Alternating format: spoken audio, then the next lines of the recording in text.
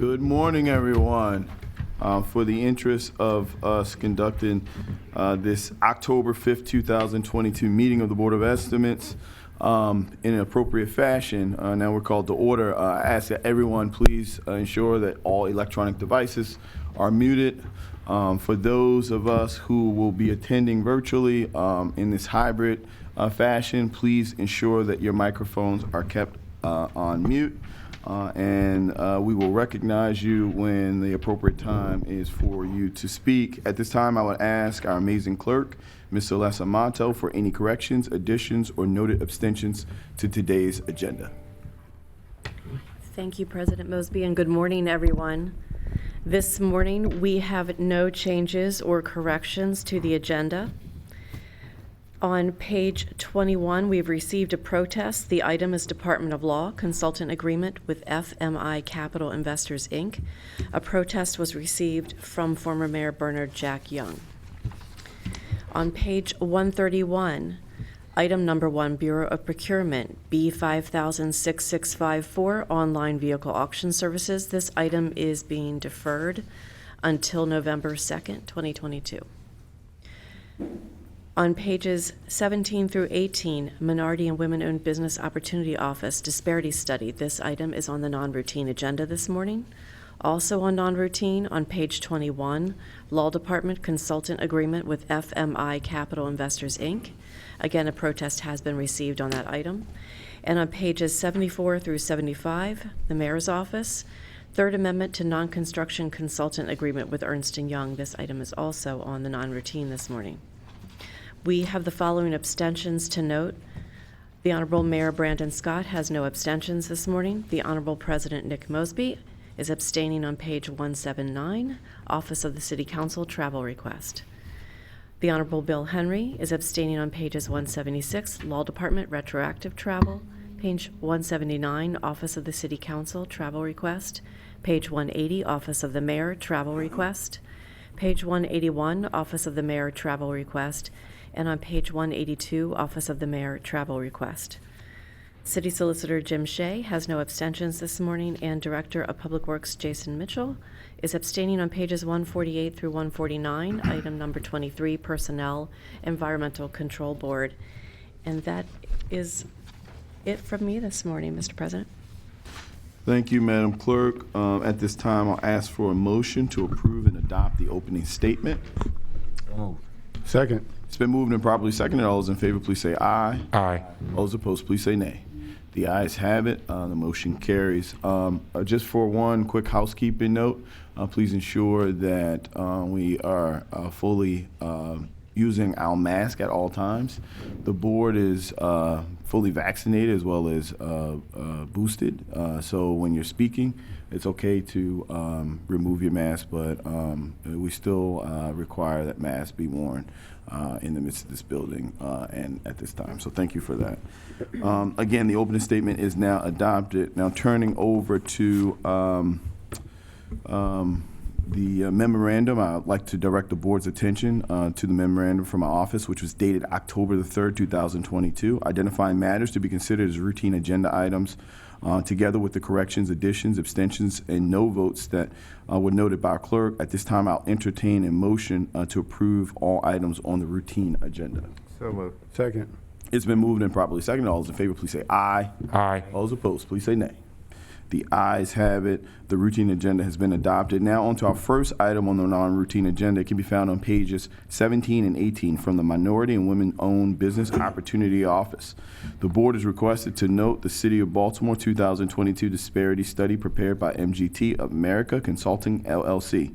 To find out more about their findings, we have MBU Office Chief Lundy here. He's going to come and speak to us and walk us through. Chief Lundy, the floor is yours. Thank you. Good morning. Good morning, President Mosby, Mayor Scott, Solicitor Shea, Comptroller Henry, and Director Mitchell, and other honorable members, and also former Mayor Young, who's here with us this morning. This is an exciting time for us to release the new disparity study. This is the first disparity study that's been undertaken since 2014. This outlines all the city spending that we've undertaken from 2015 through 2019. This is looking at all of our major spending categories, and of course, this is with our particularized eye to minority and women's business spending and how much money we've utilized in spending with those vendors. So I have our wonderful vendor representative, Ms. Vernetta Mitchell from MGT, who's done a fabulous job with this study, and she's going to walk us through some of the findings, and I'll just have a few marks to conclude this presentation. Yes, sir. Thank you. Excuse me, Vernetta. Good morning, Mayor, President. Nice to meet you. Board of Estimates, good morning. It's a pleasure to be here with you today as I work through technology here. We are in touch with that emotion. I think it's going to work. And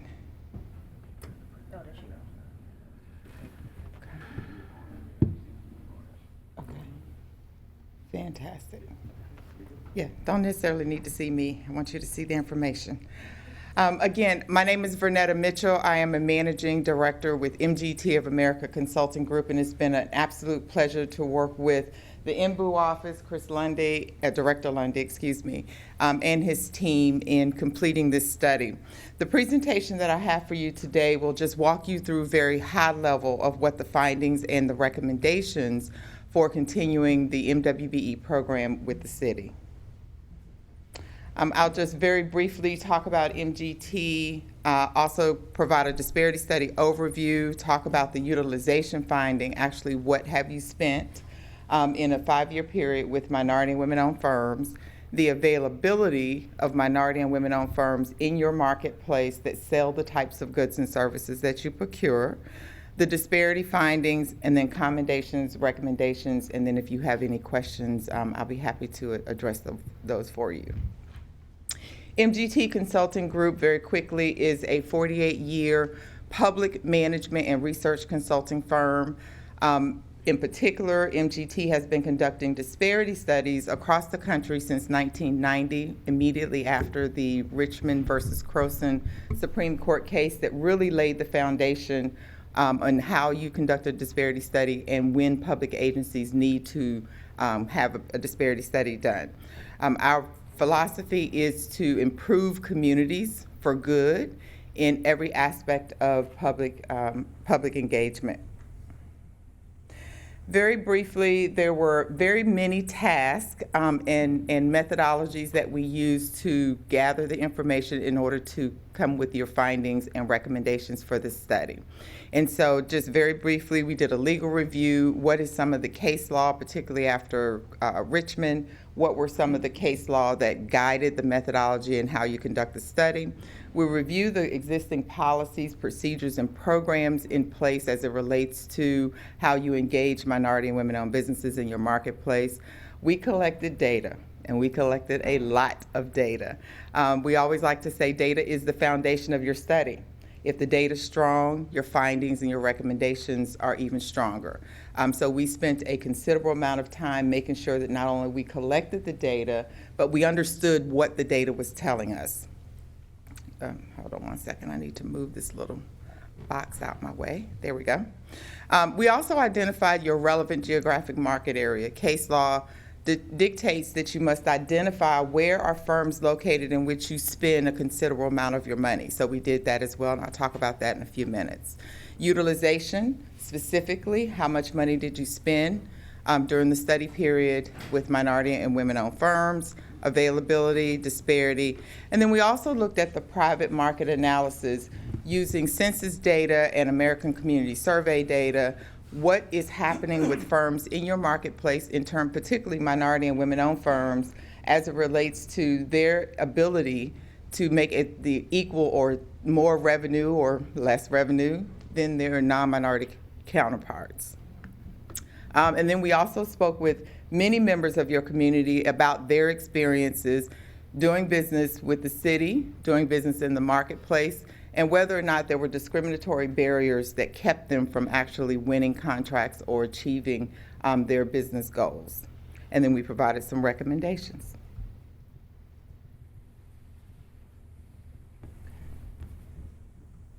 There we go. All right.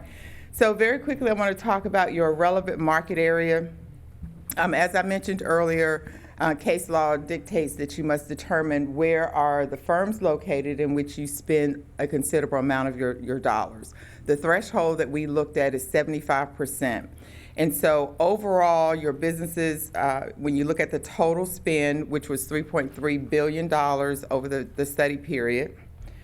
I'm sorry, hold on one second. Is there a way to move this? Oh, there we go, I can hide it. Okay, very good.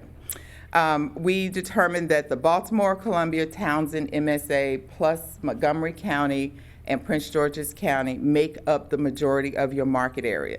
And so what that means is that when you are conducting outreach, when you're soliciting MWBE firms to invite them to bid on your contracting opportunities, this is the area in which you'll focus your solicitations.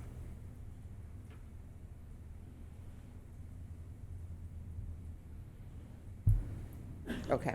Utilization. As I mentioned just a few minutes ago, $3.3 billion was the amount of funds that we analyzed to understand what was your spend with minority and women-owned firms, not only at the prime level where they have direct contracts with the city, but also subcontractors and subconsultants that work on your contract as well. So overall, African-American firms utilized 12.34%, Asian American firms 2.3%, and I'm looking at this first column. Hispanic American firms 6.15%, Native American firms a little bit less than 1%, and your total minority firms of those business classifications that I mentioned previously, 21%. Non-minority women, non-minority females, your utilization percentage was 7.52. So overall, the city spent 29.32% of its dollars, both prime and subcontract dollars, with minority and women-owned firms over the study period. Okay. One of the other tasks that we were asked to do, which is an important, important to the Board of Estimates, is to determine how much utilization you had with disabled-owned businesses, that's the DOB, veteran-owned business enterprises, VOBE, and the LGBTQ businesses in your market.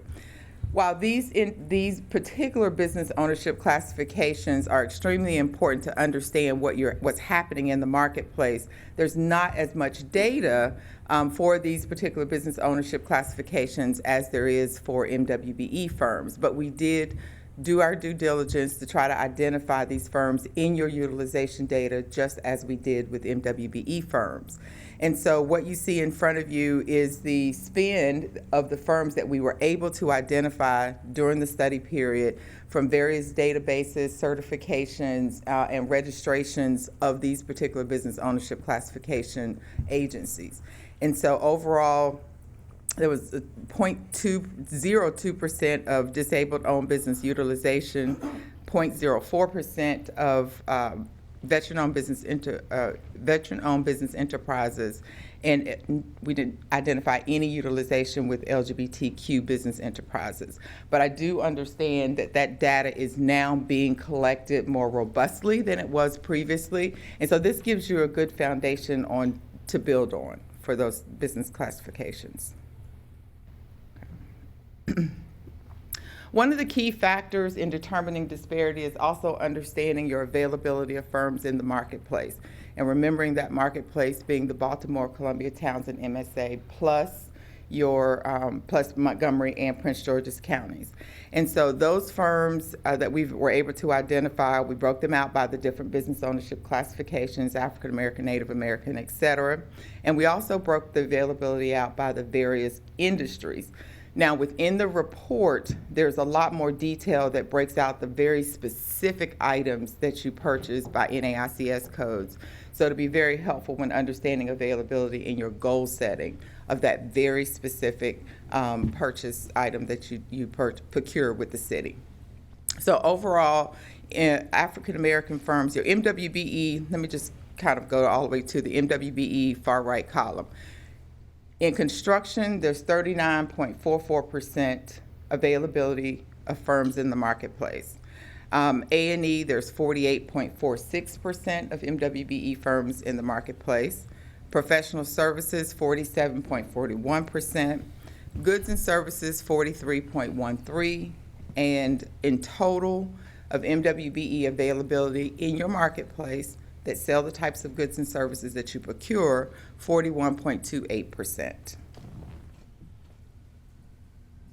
All right, so here's the slide everyone's waiting for.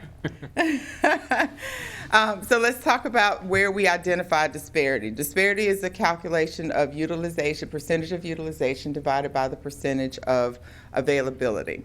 And so looking at that availability and utilization, those totals, we calculate that in certain areas there is disparity. I want to bring particular attention to the disparity, the word disparity that's highlighted in bold. That means that there is statistical significance of that disparity. So overall, you have, statistical significant disparity scattered throughout your MBE, your non-MWBE, your MBE and non-minority female groups. But overall, there is disparity of MWBE firms and statistical disparity of MWBE firms in all of your spend during that study period. Okay. So into the accommodations and recommendations, understanding that disparity does continue to exist through the analysis that we conducted for the city.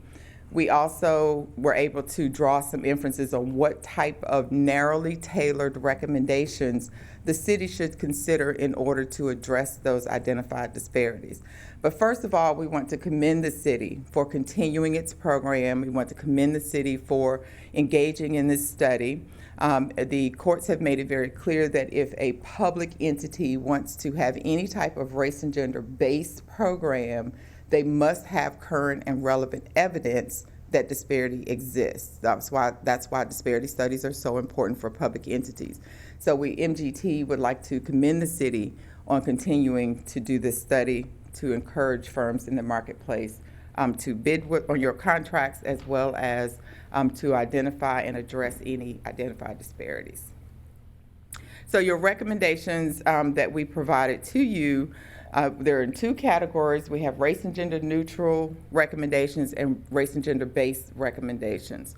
And so the ask is that any race and gender neutral elements of your program that can be implemented that would address any MWBE or race and gender based disparities, that those are also incorporated and implemented in your program, and trying to do those through a race and gender neutral means and method. So staff training on business formation, improvement or improve payment terms on city contracts, implement the contract compliance system, as well as reorganizing the MWBE Opportunity Office. And so I'll talk just very briefly about those. The staff training, it was very clear from the anecdotal and qualitative data research that we conducted with your business owners in the marketplace that the staff within the city really did not quite understand the different nuances of various industries in your market. Construction is very different in how it increases capital, what capital is needed, versus professional service firms. So for the staff to be able to understand the nuances of different business formations would be helpful in establishing RFPs, requiring certain elements of contract documents that are needed that may be relevant to one industry but not relevant to the next. Improvement on the payment terms, just updating the system or improving the process so that firms are paid in a reasonable amount of time, and that has a significant impact on those firms that have subcontractors, and those subcontractors also not being paid in a reasonable amount of time. And I understand you now have Workday that is being implemented that should help with that process. Implement a contract compliance software system. I do also know that the city has implemented B2G Now, which is a contract compliance software system to make sure that if you're establishing goals on contracts, that those goals are actually being achieved, and also be able to monitor the subcontractors that are being paid, et cetera. And reorganizing the MBU office so that, excuse me, reorganizing the MBU office so that there's not confusion in the marketplace about the MWBE office and the MBU office, and kind of reorganizing those offices for clear transparency to the community. Race and gender-based MWBE pre-qualification requirements is currently not in the MBU office, but the recommendation is to actually move that because the certification and the pre-qualification for construction really work hand in hand, so you don't have that disconnect. Networking and procurement events, realizing that COVID changed that landscape quite a bit, but we are recommending that the city gets back out into the community and particularly establish partnerships with agencies that are already doing this as well, and utilize those platforms to increase not only the visibility of contracting opportunities, but also increasing the certification and the number of firms that are available to do business with the city. Adopt annual aspirational goals. One of our responsibilities was to calculate what your annual aspirational goals would be based on your utilization and availability from the study. And we made a recommendation of a 25% MBE and a 15% WBE aspirational goal. And I just want to note that the aspirational goal is not to be confused with a project-specific goal. This goal is a citywide goal that every dollar you spend, be it a formal or informal solicitation, you are trying to achieve MWBE spend at 25 or 15% over a time period through all of your procurement opportunities. And of course, for every contract or professional service solicitation that you put out, you would have individual goals based on availability and scope of work in those particular solicitations. And then finally, what you've all been waiting for is continue the MWBE program. Disparity continues to be identified in the spend with minority and women-owned firms, so we are recommending that the city continue its MWBE program through the next sunset period. Okay. That concludes your presentation. Chief Lundy, would you like to finish up the presentation? Yes, Mr. President. The floor is Just yours. briefly, I just want to highlight a few things. So obviously, we see that we're at 29.32% with spending with MWBEs. That is obviously short of our 37% pre-existing annual participation goal that we're looking for utilization. I'm very happy that we've gotten to that point, but we surely have further to go as a city. And with the support of Mayor Scott, I'm sure that we're going to get there with our commitment to minority and women-owned businesses.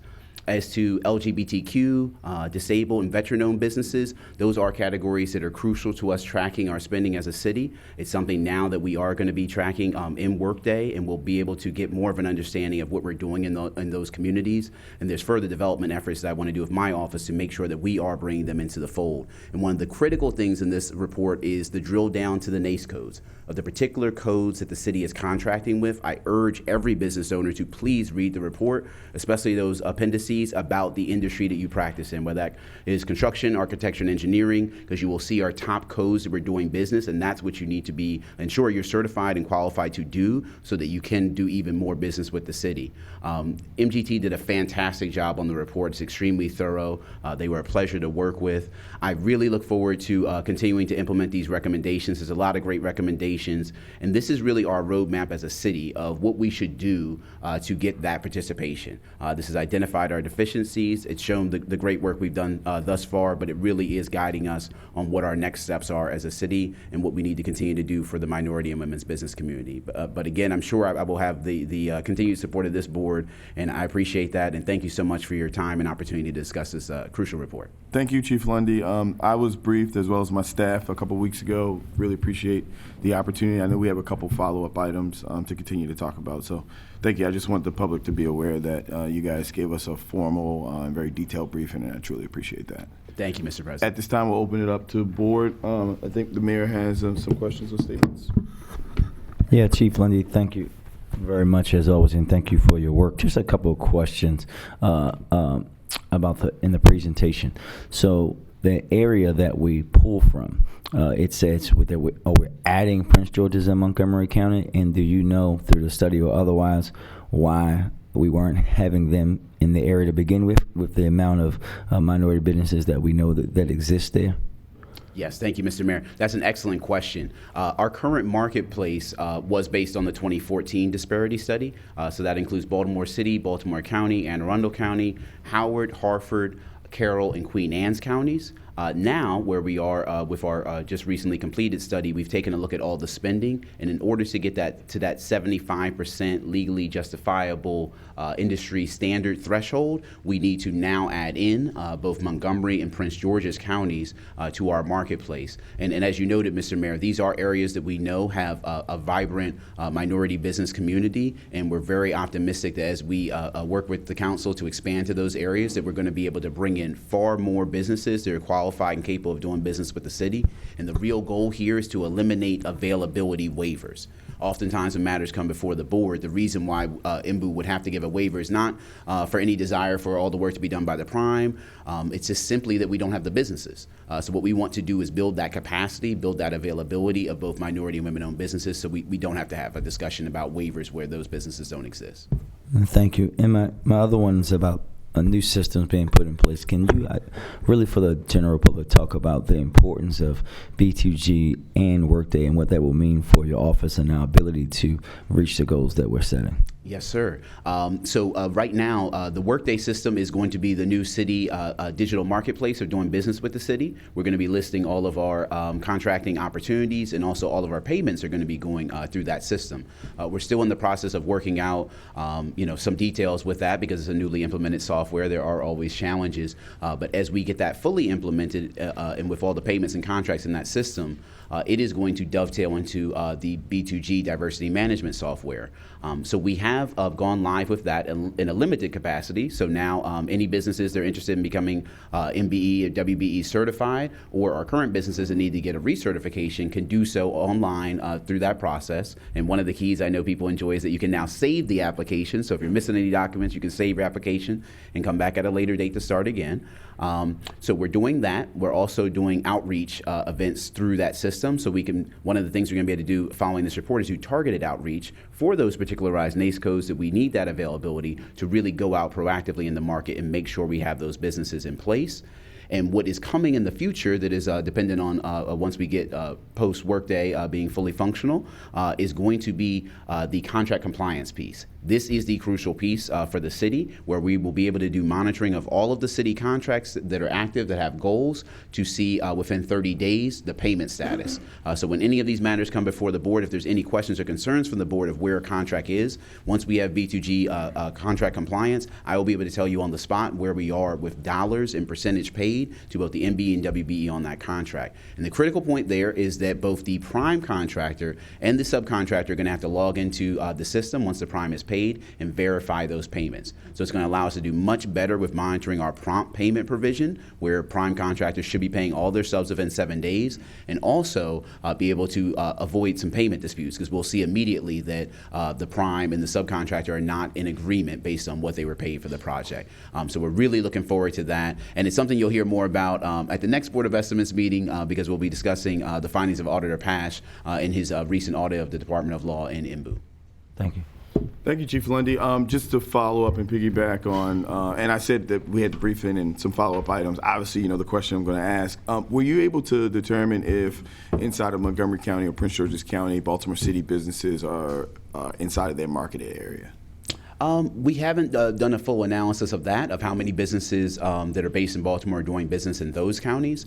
Well, not that they're necessarily doing business, but if Baltimore City is included in their market area when they do their disparities study. Oh, that I was not able to confirm in terms of the scope of their study. Yeah. Based on their geographic location, I would imagine for any of the counties that are included in our market area or that we're adding, that we would be included in their market area of for them measuring their disparity. Yeah, I just want to definitely make sure we confirm that. Obviously, going forward, I think there's a push of the administration to include them in our formal region, but it's also just of interest if we're included in theirs. And I just say that because, when I talk about minority women-owned business, it's not just about being minority women-owned, but also about being localized. Yes, folks sir. that are actually employing Baltimore City residents, paying Baltimore City taxes, obviously should be a priority and a concern to ours when we develop these solutions in these ways going forward with procurement. For sure. That's 100% true. And we always want to be focused on our local businesses. We want strong local businesses generally, and we surely want strong local minority and women-owned businesses. This is one of the key efforts I'm going to be doing when my office combines with the Mayor's Office of Minority and Women's Business Development to really develop our capacity.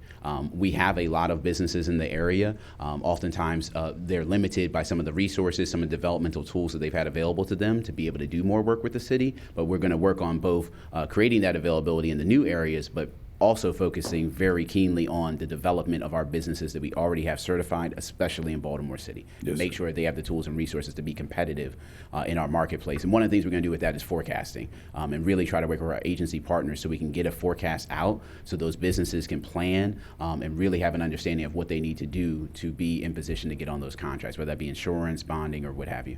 Gotcha. And another thing that we talked about during the discussion specific to this and expanding our region is what I don't want to happen is we conflate all minority women businesses with that larger territory and we lose interest or we lose focus on the localized area. So ensuring that going forward, that if that is the strategy and the motivation of the administration, that we disaggregate it out to really understand and know the health of Baltimore City businesses, particularly businesses around this area that, again, are hiring Baltimore City residents, but also contributing to our tax revenue. So, look forward to kind of seeing that follow up and continue to work with you on that.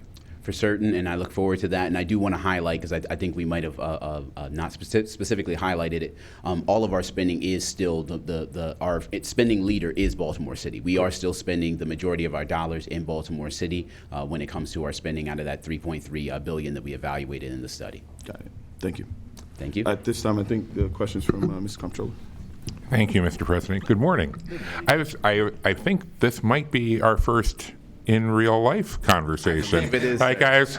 I just realized we've been having weekly conversations for months now, and like, oh, so wow, you're up there. Okay, all right, that's good to know. All right, so I want to first of all thank the council president because he laid the foundation for where I wanted to start, which was it was difficult to try to back this out from some of the tables that were in the study, but I understand from the briefing that there is a full database with this information. And so one of the assertions, and this is pretty much the same concern that the council president raised, is that a significant portion of the MBWB work that we have been successful in procuring is going to MBWB firms from outside Baltimore City. And distinguishing between Baltimore City and the City of Baltimore Marketplace Metropolitan Statistical Area, and so would either you or Ms. Mitchell be able to comment on that assertion, and are you able to provide numbers from the database that would either support or disprove it?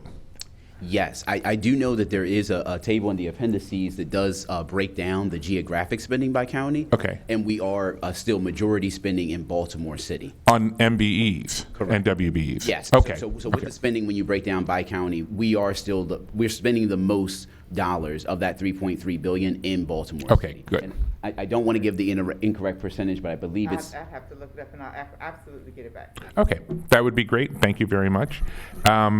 Also, the report showed that the city's utilization of MB and WB firms as prime contractors is only about a little under 17% of our procurement spend.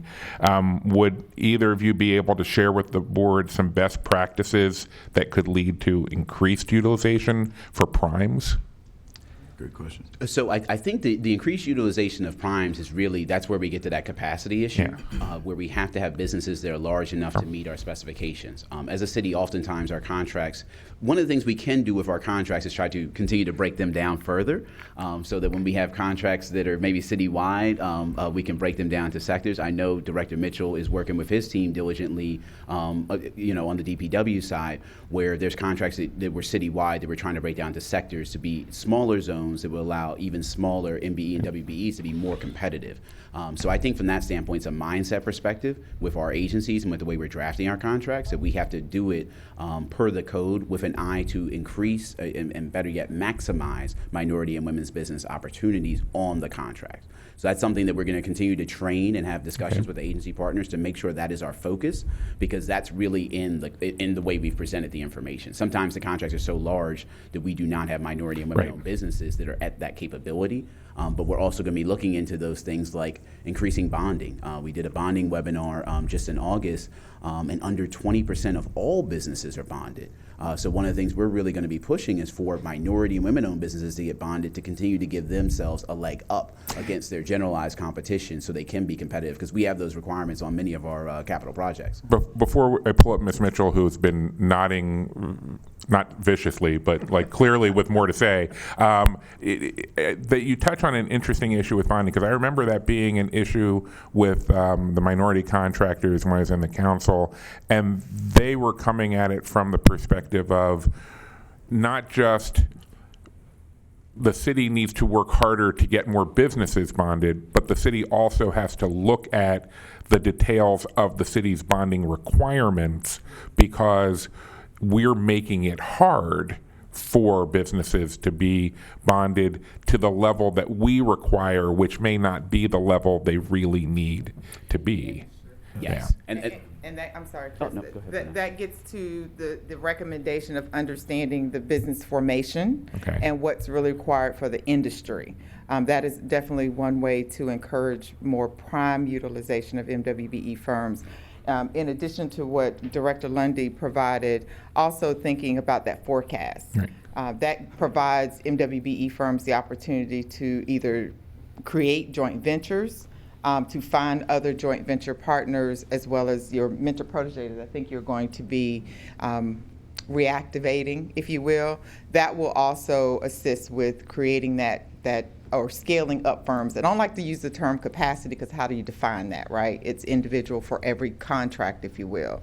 So definitely to help firms scale up their ability to bid as or propose as a first tier firm directly with the city. And I wanted to get back to 33% of your spend during the study period of that 3.3 was spent with firms in Baltimore City. Oh, okay. Well, so that's the largest of any other. It is. Of any subdivision specifically, but the flip side of it means only a third of our spending was actually on Baltimore City businesses. So you could look at, I mean, I get you. There's Tomato, yeah. that glass half full, absolutely. You're absolutely correct. Okay, you can spin that in a good way or in a not so good way. But going back to the issue of the bonding and the size of the contracts, I tremendously appreciate you raising that because. I mean, just to put it very bluntly, when this program was initially conceived and set up, there has historically been a perception that that was just done to pay lip service, and that things like bonding requirements and big contracts were the way that the city intentionally continued to send business to the companies they wanted to send business to. And if we are now at the point where we're really taking this program seriously, that means spreading out the fixes to what needs to be done throughout our procurement process. So thank you. That is correct, sir, and that is why our ongoing procurement assessment and transformation is critical to the city, and very much critical to my office and the efforts that we're doing, because we really have to look at not just individual contracts and the issues we're talking about with bonding and things of that nature, but we have to look at the way we do procurement as a whole, the way we perceive participation on these contracts, and the priority that we're placing. This honorable board has surely made this much more of an issue and much more of a consideration as we're going through the procurement process, but we surely have further to go, and I'm very anxious to see the recommendations from that team and what they're going to do, because I'm sure they're going to give yeah. a lot of. They're definitely working. They're definitely working. We're waiting on the recommendation part, though. One last question. Another obstacle to MBWB utilization that you mentioned and was cited in the survey of the minority businesses is the city's pre-qualification process for potential bidders to public works contracts. Just leaning back over to you. I appreciate it. This part's for you. Okay, all right. Would either of you be able to shed some light on how making the Office of Boards and Commissions a unit within MBU would streamline and improve the pre-qualification process? Okay. I was going to say, so the report found really in a lot of their conversations with the community that it was considered a barrier to entry. And obviously, we don't want any barriers that we're self-imposing to prevent that business community from excelling. So it's really something where MBU's already doing an analysis of businesses when they're seeking certification or recertification. It would really not be a far step for us to then look at the additional elements that are needed to determine pre-qualification with those bonding and insurance requirements, potentially the extent of the equipment that they have to do the work. Those are all things that we would be prepared to do. And we surely want to eliminate any barriers to entry that are perceived or real within this process. So I think that would really be something to allow us to collaborate further and really get better results for the community. Okay. So I will say in closing that I will follow the administration's pursuit of these recommendations with great interest. Okay. Thank you, Mr. Comptroller. At this time, are there any additional questions or concerns from members of the board? Hearing and seeing none, we will list this as noted. We appreciate it and look forward to the follow-up. The next item on the non-routine agenda can be found on page 21, consultant agreement. The board is asked to approve a consultant agreement with FMI Capital Investors. A protest was received from the Honorable Bernard C. Jack Young. First, Mr. Honorable Mayor, we're going to go to the department to just read it in first, and then we're going to come back to you. On behalf of the Law Department, we have Deputy Solicitor Ebony Thompson to walk us through the agreement. Deputy Solicitor Thompson, the floor is yours. Good morning, Board, and thank you so much for assuming that I would take this one, but Hillary Ruley will actually be leading this one. Thank you so much, Mr. President. Sorry about that. Thank you. It's okay. Come on, Hillary. Honorable President Mosby, Mr. Mayor, Comptroller Henry, members of the board, I'm Hillary Ruley from the Law Department. Mr. President, do you want me to go through my presentation now or just wait until after the Honorable Mayor has spoken? No, I think it's important to read in, what we're talking about today, Sure. just for the general public. So go through your presentation, and I'll provide the baseline for what we're talking about today. So the Law Department is asking for this board to approve an agreement to engage a consultant, FMI Capital Advisors, to assist the city in evaluating its conduit system. DOT spends more on the conduit than it can ever receive in revenue. The current deficit is over $7 million more in costs than in charges. Just as a reminder, BGE is the largest space user at about 76%, and it has an old state-granted franchise, giving it perpetual right to be there. Verizon has a similar right. But there are about 45 other users, including Comcast, Hopkins, the University of Maryland, Baltimore, the aquarium, to name a few. But the status quo isn't really favorable because, as DOT has confirmed, it has to spend more money on maintenance of this 100-plus-year-old asset than it can really recoup. And the status quo is changing. The voters will consider a charter amendment at the November general election that, if approved, would prevent the city from franchising the conduit. So given that the asset is losing money now, we're seeking some professional guidance on options from advisors that know this type of asset and what other cities have done. We considered a range of potential professional consultants. We interviewed a few, but we went with FMI because of their experience in conduit and the fact that they had a flat fee, not an hourly rate.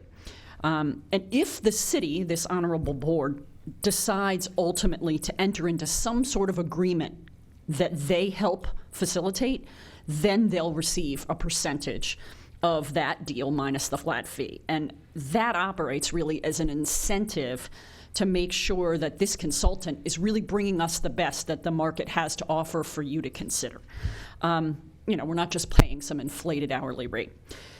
So while the existing agreements in the conduit will continue, because obviously enacting a law or a charter amendment can't cut the contract off in the middle, it's going to hamstring the city's ability to renew or get new permissions to use the conduit for all but essentially BGE and Verizon. And the revenue is estimated, therefore, to plummet by about $7 million per year in what we're currently charging. It would also obviously jeopardize the city's receipt of cable benefits if Comcast can't be in there. And obviously detrimental to our community partners, hospitals, universities, stuff like that. So we can't increase the rate high enough, especially to BGE, to cover our costs, because BGE, the highest user per area, is regulated by the Public Service Commission. So we can't just raise the rate and ask them to pay it. And in fact, we have to make an agreement with them. Their ancient rights require that we agree on the rate. If they don't agree to it, then we can't impose it on them. But even if we could impose some magically high number, it's going to end up back likely on just the BGE ratepayers that live in the city. And so that's really not, it's like, where do you want to get your money from? So since it keeps increasing and we can't fund it with the users we have now, we're going to be making up that larger and larger percentage of the difference between the two. And even if we didn't have any charter restrictions, we're noticing that telecoms and others are increasingly interested in towers or street boring or above ground installations that they don't necessarily want to be underground. So that's why a consultant with FMI's expertise is sort of needed to evaluate what are the options that the city might have, given the current leasing model is just not profitable. And I know the Department of Transportation had one of its current contractors, I believe it was Commercial Utilities, kind of look at what's going on as well. And unfortunately, some of the assumptions they used were a little bit off. Again, they assumed that we were going to make it to $3.30 per foot with BGE. BGE hasn't agreed to that. If we went to that rate, they would sue us. And of course, the Public Service Commission approves their rate. So we can't move at the kind of pace DOT needs for that. And also, we don't really know, post-pandemic, telecoms being what they are, what's the future value there? I know there is some thought that it could be used for IT, and the city could help provide IT, but the problem is the existing conduit isn't really in the places you would need to provide that. So it actually, whatever you do with the current conduit, you'd have to build something new to provide people IT services. So that's really not something that's of value to the current system.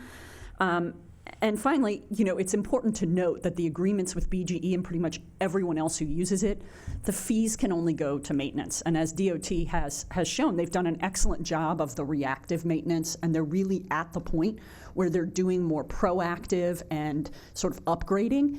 And that's stuff we cannot recoup in cost. So we're kind of stuck there in the lay of the land, and we need some guidance so that you're making an intelligent decision about how to go forward and what your options are. So that's why we're requesting that this consultant agreement be approved, and I'm happy to take any questions. Thank you. So real quick, I think you said $7 million. So currently, it's estimated that we're losing $7 million a year. Yeah. And has that increased year by year? It has not. My understanding in the past is that you had more of a parity between the work we were doing and the fees we were able to get, but that is now plummeting. And part of the reason, I think, is because obviously DOT has done a great job of getting past the reactive maintenance part, and they're doing more proactive. But again, that's the kind of stuff we can't really recoup in fees. Got you. So what I'm hearing is that $7 million is based off of, I guess, last year? I will have to ask finance. I know they ran a report for us, and I had it, but I'm not exactly sure. I think that is based on this last fiscal year. So but I will double check. if we could just figure out, if Yeah, we're sure. basically saying the last fiscal year we lost $7 million. Yeah. And I've heard a kind of a theme of the presentation that I guess we're moving in the wrong direction. So my assumption is prior to that, we weren't losing $7 million. We were losing less, or I think you were saying that it's basically even, and maybe the $7 million is more attributable to the fact that now we're doing more proactive maintenance. We're not necessarily kicking the can down the road. Yeah, I think that might be it, as well as the fact that you had a lot more telecom interest, I think. You know, we get a lot more now. People want towers or 5G or whatever, and there aren't as many users. So it could be a variety of factors, but I think the real issue is we just don't, you know, if there's something a consultant can tell us, like, oh, you know, you do X and this could really help you out, that's sort of what we're looking for. Now, so close to the charter vote, what was the decision to try to engage a consultant now? Well, honestly, we tried really hard to negotiate with BGE over better rates, and that fell apart at the end of the summer, and they're simply just not able to pay enough. And DOT basically then went to, I believe it was to the mayor and the city administrator, and laid out the case that they are not getting the money they need in order to continue their work. And so that, as soon as we knew that, then we thought, well, you know, what can we do? What are our options, given that, you know, we're running up against this charter amendment? Did something change in the industry that we expected BG&E or whomever else to change their position from where they were a couple years ago to today? Like, what was the point of entering in that negotiation, knowing that they were such steadfast opponents to the increase of the rates before and aggressively attempting to purchase the conduit infrastructure before? What did we think that? What was the thought process in us thinking that we could have a good faith negotiation and that it would kind of bear fruit this time around? Well, we didn't have an option. So once we had litigation with them, we settled the litigation and agreed on a contract, and that ended this past summer. So we agreed on past rates. I mean, unfortunately, they have the state right to be there, and they have basically the parties will agree in the future. And we've been doing that since the late 1800s, and so we're stuck. We can't sort of strong arm them. We have to negotiate with them. The hope was we could get them higher than 220, and I think they were willing to go up some. But DOT said, we're not interested in the rate they're offering. We need $3.30 or more, and that's not something that their PSC would allow approval of in a time frame that was fast enough for DOT. Understood. And that 330 cents was factoring in, again, the proactive maintenance of it, trying to get the infrastructure. Well, I mean, that's a great question. All of the agreements we have now restrict the fees to some version of maintenance. So, of course, you know, being a lawyer, you can understand we're going to fight about what is maintenance. So our best argument would be, of course, everything we're doing is maintenance. One of the big problems we face both with the PSC through BGE and with others is, do you need a gold-plated conduit system or do you need one that just functions? You know, what is it supposed to be? And everything between those two extremes is fought over as to what is maintenance. Now, do we know if the infrastructure dollars coming down from the feds to us was factored into this equation associated with the upkeep of our conduit system? Are you aware of that or not? I don't think so, only because what they're looking at is supporting the maintenance based on the revenue, you know, the cost that we're charging the users. So I don't think they factored that in. But obviously, if you're making up the difference with the general fund, you know, you could make up the difference with whatever in the general fund that is permitted. I was just wondering if that was part of the idea. Now, I know that we also, there's this theme about the concern with the franchise agreement, right? And the inability, if the charter was to pass, for us to do franchise agreement until it was changed.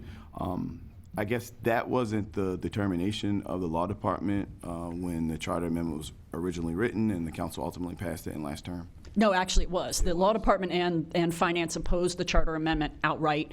I think basically, frankly, what happened was language that was used to make the water system inalienable was just cut and pasted. And you don't franchise you don't have somebody else's water in your water pipes. So it's a word that doesn't have a lot of meaning when you're talking water. When you're talking conduit, it does. And I think that, you know, we really, that language drastically hamstrings what we're able to do. I mean, BGE, Verizon, Comcast, they all have franchises. So again, BGE and Verizon's don't have a termination date. They're very ancient, but Comcast and others do, and it's a real problem. I mean, that's really the kind of time crunch we're facing. And as you noted, we could change the charter to eliminate that hurdle, but it wouldn't be for another 2 years to the next general election in '24. How many franchise agreements have we negotiated in the past year? I do not know the number of that. I do know that most of the people in there have annual renewals, but Comcast, for example, is a franchise that I don't think comes up for renewal in a couple years. Yeah. So we have done, because you said there are annual ones in there? Yeah, I mean, most of the people, my understanding, have an annual, almost automatic renewal. So it's not like we renegotiate, is my understanding. They just kind of, we negotiated them in the past, and they continue to basically self-renew. But that's exactly sort of what franchising is supposed to not do. You know, in our charter right now, your streets, lanes, docks, wharfs, all those things are inalienable, but you're allowed to franchise them for up to 25 years. So having the inability to franchise really puts kind of a tight constraint on what does that mean for people using the system. The last thing I would say is it's kind of a point. The concern I have, definitely really interested in engaging a consultant to give us the subject matter expert justification and support and projections associated with something like this underground conduit infrastructure. But the concern I have is just we're incentivizing them to basically tell us to sell it. Again, I think that this is a very complicated, complex situation that we're faced with. But I think in all fairness to taxpayers, particularly as it relates to future generations, for selling off something as lucrative as the potential of this type of infrastructure, that should be done in a way that's somewhat of a vacuum, that the person that's actually doing the evaluation is somewhat independent from any results associated with the outcomes that they're going to suggest to us. And the idea that I think BG&E was willing to pay $100 million back in 2015, the idea that this $50,000 contract could then become a $2 million contract for the person that tells us to sell it, whether it's $100 million or $150 million or whatever, just seems very problematic to me and doesn't seem to be in accordance with the way that we should structure these types of consulting agreements. Yeah. Again, I think a consultant should be completely divorced and independent, and there should be some demarcation between ultimately what they recommend to us and whatever they're able to benefit from that. Yeah, and I hear you, and I think that's something we thought very, hard about. But because they can't force us to sell, that's your decision. We're incentivizing them to bring us the highest and best, and not just throwing hourly rate money away on some consultant who goes, gee, I don't know, you might do this, you might do this. That's sort of the incentive we have. And when you say, you said that before, when you say bring us the highest and best, what does that mean? Well, really, that's the question. What does that mean? Is it a sale? Is it a partnership? Is it something else? Or is it simply, a valuation that, look, whatever you thought it was worth before, it's not anymore. The telecom industry is changing, or whatever they say, they're absolutely incentivized to say, here's the best that the market could offer. But again, since they don't make the decision, we don't make the decision, you make the decision, we weren't really concerned about your being pushed around. I mean, well, it's not about being pushed around, but it's ultimately about their recommendation. And I think what they're being incentivized to is to provide us a recommendation to sell the asset. I don't know. I mean, I think if there's some other type of deal that could be done that isn't a full sale, it's like the fun law school exam question where sale is like the whole thing and you can parse it into other things.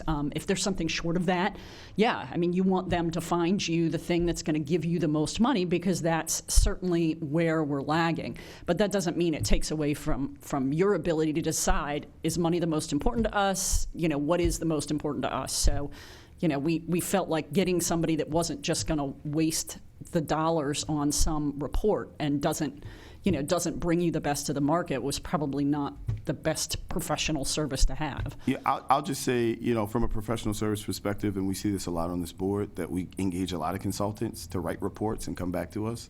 it is my hope that we don't see those reports or what they're providing back to us is just, some, thrown out hourly rates that we're kind of wasting money on. Yeah. And I say that to say I'm not sure why we would take a different approach associated with this. Again, I just have a huge concern because there's really only one thing that they're incentivized to do, and that's to tell us to sell it for as much money as they think that we can get out of it because they're incentivized because they get money from it. They get the 2%. Well, you'd have to select the deal and receive the money for them to get anything. So it's up to you. Yeah. Totally agree. But again, the recommendation, we're paying them to provide us a recommendation. One of the parts of that recommendation is they're incentivized for. So the assumption is that that's basically where we'll wind up. Now, they might come back and say, we don't want you to sell it. We don't want the $2 million. We're just going to keep the $50,000, and here's our report. But conventional wisdom would assume that it would probably go down the path of them recommending us to a sale. Well, I mean, at least then you know the highest and best price if you were. And so then you can look at your options and you're not just getting some range. So, I mean, I think that was one of our big, plus if you don't sell, you get it a hell of a lot cheaper in terms of advice than you might otherwise with just churning some hourly rate. So that was kind of the, Understood. two Thank sides you of the so coin. much. Are there No any problem. other questions? Ms. Comptroller. Sorry, did the mayor? Do you have a question? I'm honestly not sure where to begin. This is such a fun topic. Let's start with the PSC, because you made some assertive statements about what the PSC will or would not allow. When was the last time we went to the Public Service Commission and asked for higher rates? BGE does that, and they have like a term, and the current term for the rates that they've already asked for isn't up yet. So when DOT said to us, we'd like a higher rate now, they said, well, the PSC already approved our rates. They can't go back whenever they want. They have to go back when their last rate approval is up. And that they said, it's just not, we're not allowed to start charging people rates PSC doesn't approve. Okay, so just to be very clear, it's not the PSC telling us that we can't raise our rate to BGE. It is BGE in the course of their negotiations with us saying if we were to pay that higher rate, we would have to eat it for X amount of time until we could go to the PSC and ask them to raise the rates commensurately. I think that's part of it. But again, we're stuck negotiating with them, right? Well, yeah, the fact that we're stuck negotiating with BGE is its own issue. Right. And I'll come back to that. Sure. The second question I have is I went back and pulled the bill file for when this charter amendment was originally submitted to the City Council. And neither the law department nor DOT raised any of these issues at that time. There were no issues raised about the fact that it might interfere with our franchising, which I would have thought would have been a significant. The concern you're raising now seems like a serious one. Why wasn't it raised then? I wasn't at that hearing, so I can't say what happened, but that was always on our radar, I think. No, I'm sorry. When I say the law department didn't raise the concern, I don't mean at the hearing. I'm saying that the official bill report for this bill from the law department simply says it's approved for form and sufficiency, and I'm not going to say traditionally, but I think on a fairly consistent basis, if the law department has structural concerns about the effect of a bill other than its legal form and sufficiency, those are usually put in the bill report. Yeah, I mean, I think we generally try to stay away from policy. It is not illegal to decide that only you want to use this along with BGE. So I think that's probably why the bill report itself is kind of narrow, because this is not illegal. I mean, there's no legal prohibition, and certainly I think at the time my understanding from Victor when he did this was the discussion was much more about how much they were going to make in terms of off of whatever, and not really a discussion on that aspect. But it's disappointing that the law department missed that because clearly that wasn't the intent of the legislation. That's why I asked you earlier about, I mean, Yeah. in the Yeah, same line of- that would have been a simple amendment. Correct. To Absolutely. clarify that existing franchises would be able to continue, because that wasn't, the intent was not to interfere with existing agreements. All I know is it looks exactly like what's in there for water. And again, you don't really franchise water, so I think what happened is the language was just copied and pasted. I do know that's been on our radar, and I can say that we've discussed with DOT like what's the plan going forward, and I think a lot of the emphasis was on rate negotiations with BGE and probably not as much on some of these others, because I mean frankly BGE is the 76% plus user. There was an item that the council president and you both touched on, which is what might the consultant come back with as a recommendation. And not being a recovering engineer like the council president, I don't know that I'm in a position to speak knowledgeably about what you could do with a conduit, but it seems to me that there, as you both described, there is probably a continuum of solutions, short of outright sale.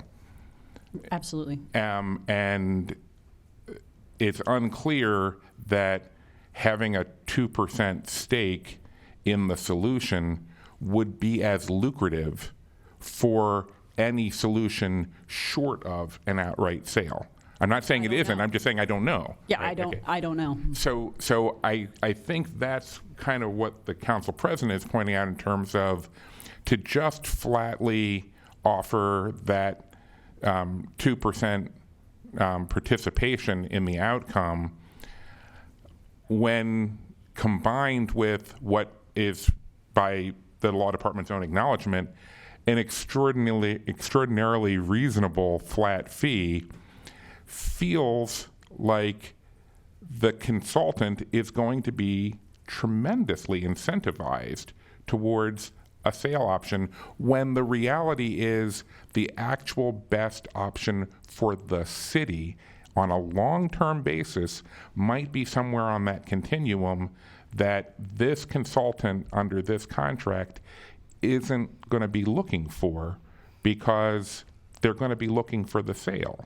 Well, I hear you, and I think that's a valid concern, but I will say in this kind of situation, you at least get the highest and best market price, and because they don't make a decision, you make the decision, then you can kind of, see what would it be valued at.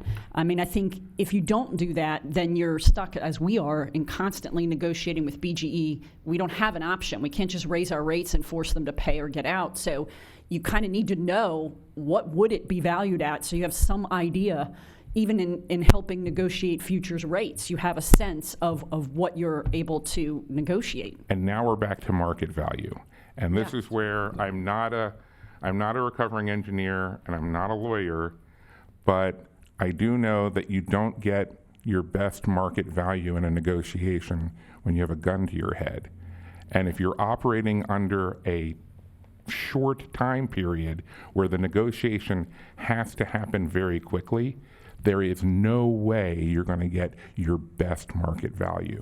And so that's why I'm curious as to why we're trying to do this now, rather than accepting the fact that the people of Baltimore will probably vote next month to prohibit the sale of the conduit. We won't be able to make a change to that for 2 years, but that gives us 2 years to have a real negotiation with BG&E, and then A real analysis. I was going to say, well, you were going to say the analysis. I was going to say, and then make a real case to the people of Baltimore as to why selling the conduit is a good idea, after, honestly, a really good case was made to the people of Baltimore 3 years ago that selling the conduit would be bad for Baltimore.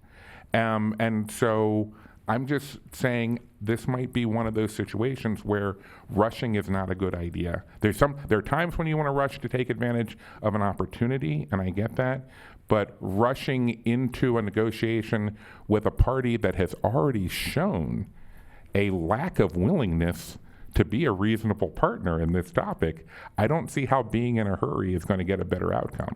Yeah, and I completely agree with you. And the hurry's really caused mostly by the charter amendment. At the time, both DOT and Finance said, this will hamstring your options, don't do it. And we were stuck in the middle of the negotiated settlement with BGE post-litigation. So that had, I think, about a 6-year lifespan. Yeah. And once you pass this charter amendment halfway through a 6-year lifespan, everybody tried very hard to work to get to a number. And DOT really this summer said, we can't accept the number that BGE is willing to pay in rates and what the PSC's approved. And so that short timeline is really forced upon us. I mean, I couldn't agree with you more. Okay. No further questions. Thank you. Mr. Comptroller. Mr. Mayor? Thank you, Hillary. You alluded to it earlier today about the years of disinvestment into the conduit itself and the impact it has had on the city financially. Can you monetize that for us about what should have been put into the conduit versus what was? I couldn't. Maybe Finance can. I know that, when you don't do very much maintenance, you don't have to charge very much to cover your costs. So, as I think DOT would say, their conduit division is only recently ramped up. But of course, this thing's existed since the late 1800s. So, I mean, there's probably decades of time when we really didn't put into it maybe what should have been put into it. But I mean, that's not really my area of expertise. And then this one I think you should be able to help us out on a little bit. We all know that the telecom is changing, right? Every other day some cell phone company is trying to get me to switch to their in-home Wi-Fi, where they just provide me a box and tell me that Comcast sucks each and every day. But how many of these cell tower extensions, 5G agreements has the law department seen over the past few years, and are they increasing? I think they are increasing. I mean, generally that's something, depending on where it goes, that real estate usually negotiates. There's probably not brand new legal reasons to look at it, so I don't know that there's somebody in our contracts division that would have needed to necessarily review it. But my understanding is, in addition to just towers, there's a real need for directional boring, I guess is the term, something where they're interested in being like an inch, a foot, something right under the surface, not in a deep conduit box. And so I know that DOT is working and frequently gets requests to the point where, they're trying to standardize their process for approving directional boring, because apparently that's more favorable than being in a conduit. That's my understanding. In these discussions with these organizations, Comcast in particular, et cetera, have you heard, or do you know if DOT has heard from them about any impending changing technology for them themselves and that will impact their use of the conduit? I don't. I haven't at all. And just to the comptroller and really the council president's point too about the contract and what could come about from the agreement. On this spectrum of solutions, is it possible that some kind of long-term dual agreement or something like that could be the result that could, in a long term outweigh a one-time payment? And I think that's the excellent question, because, what will the market, is there somebody out there willing to partner with us in something that isn't a sale, is really what you'd want the consultant for. The unfortunate legal burden would come on us to determine if that's something that this charter amendment would still permit. What's the difference between selling it and franchising it? Where would we stand there? So I think that, what we're looking to the consultant for is much more the market perspective and less the legal perspective, obviously. But yeah, if there's something out there, frankly, they're incentivized as well to say, look, yes, X would be for a sale, but if that's not palatable to you guys, we still want our whatever percentage. Here are the other options below that, because they are incentivized to present, the option, an option that would be something you're all interested in. So, I mean, if it's out there, that's the idea of finding them. And I know that they have other experience with conduit in other cities. My understanding is most of the conduit up and down the East Coast is not owned by the city or, that municipality.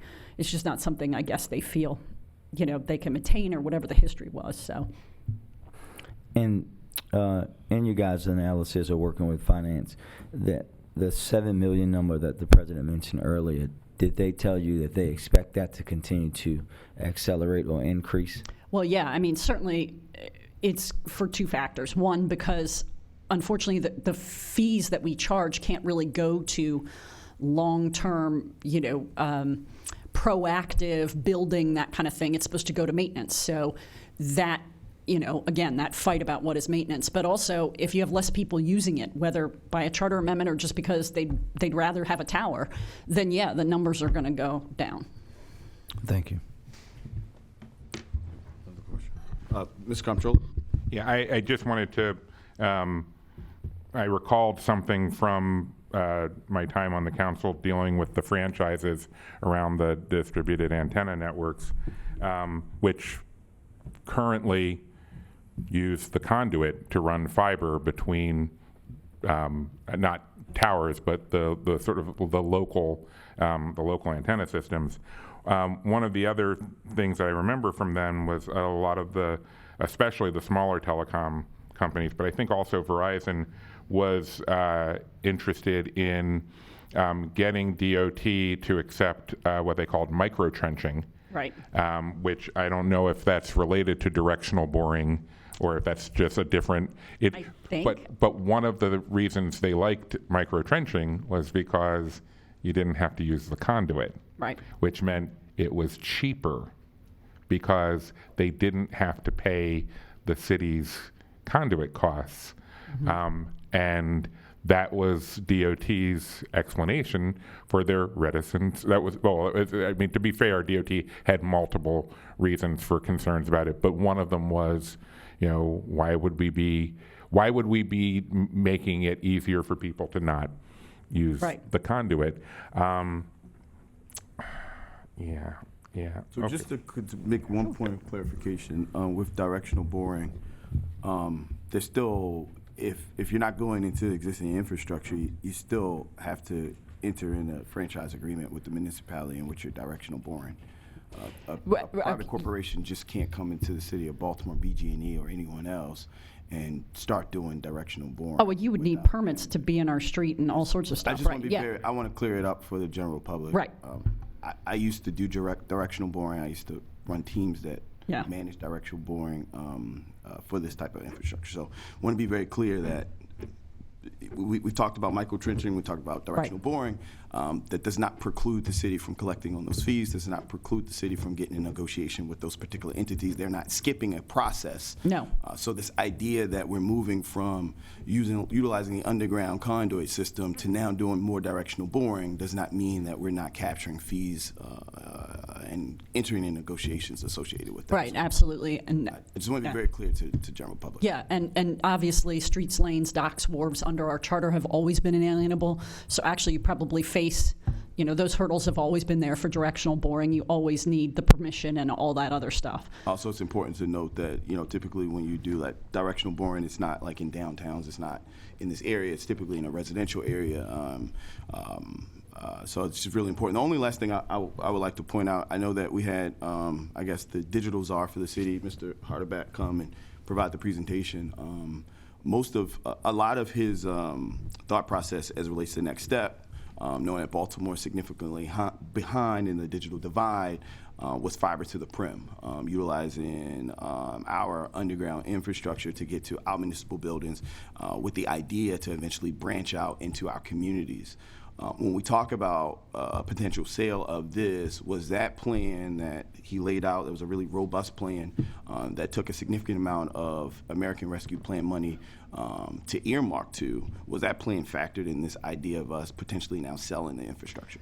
Well, I mean, it's two things. We would only, FMI is only looking at what's existing there. So anything you'd be building out wouldn't be covered. So, to the extent you have to build out to get the internet you need, that wouldn't be covered under that. No, I guess what I'm trying to say, Hillary, is his plan was to utilize our considerable underground infrastructure to potentially build out this fiber to the Right. network that's municipal, that's driven from the city of Baltimore. If we're selling that now, say if this plan works out and we're able to sell this in how fast do we have to sell it before the charter goes into effect? Under the Maryland Constitution, a charter amendment goes into effect 30 days after All right, passed. so the election is what, November the 8th, I believe. November the 8th. So it'd be like December So we 8th. have to basically sell by December the 7th. We're in a rush. Well, and again, that doesn't mean you don't sell without whatever reservations or rights. I doubt you would want to sell without getting some assurance that you could be in there for free. I mean, and your projects would go forward. So realistically, we're talking about selling off one of the biggest assets the city currently has, not knowing a plan today, but coming up with a plan, developing a negotiation, and then executing that sale in about 2 months. If you decide to sell. But that's Right. that's what's being proposed today. No, I mean, today's just a contract for It's the capital I don't want agreement. to play semantics. What's being proposed today is for us to evaluate whether that makes sense or not. No, it's to evaluate the value of it, and then the choices about what you do with that value is up to you. So that gives Right. it even less of a window of going down that path if the path was if the path was to sell it before December. Yeah, 8th. I mean, frankly, that's the time constraint is undeniable. Understood. Yeah. I appreciate it. Are there any other questions or concerns from members of the board? Hearing, seeing none. I know that there are some protests. I think the Honorable former Mayor Jack Young is here to protest. Mayor Jack Young, if you could please present to the board.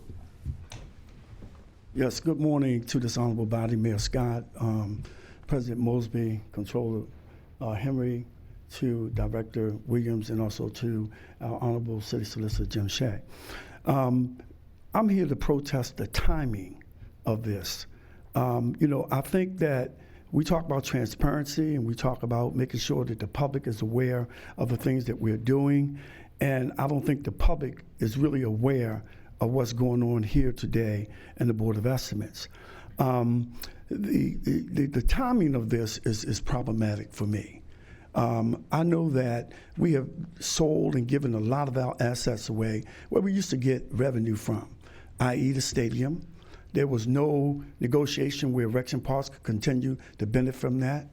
Bayview Hospital we gave away, the Community College of Baltimore, and the list goes on and on and on.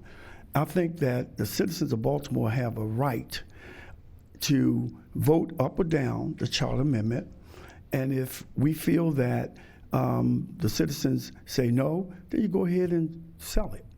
But my question is, who's interested in buying it? That's the real question. It must be worth something, because we're going to have a consultant to go out, he's going to get 2% of the proceeds. So he wants to do his job to sell it prior to the citizens of Baltimore having a right to vote up or down this amendment. And Mr. Mayor, you was on the city council. She sent me here, the lady. Go ahead. I'm sorry, if you're a hybrid, please go on mute. Sorry. You were on the city council, Mr. Mayor, at the time when we unanimously voted to put this charter amendment before the citizens of Baltimore. 2019, I signed it.